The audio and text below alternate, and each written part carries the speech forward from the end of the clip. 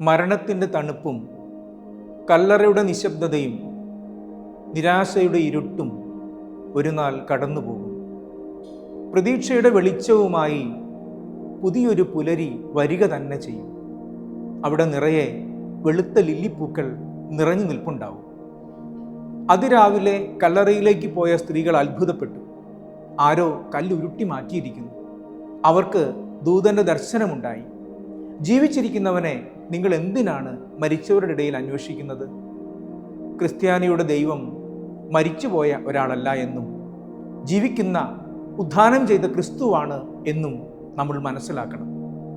സഹനത്തിൻ്റെ കുരിശുവഴികളിൽ ഉദ്ധാനത്തിൻ്റെ വെളിച്ചവുമായി കൂട്ടുവരുന്നവനെ നമുക്ക് തിരിച്ചറിയാൻ കഴിയട്ടെ.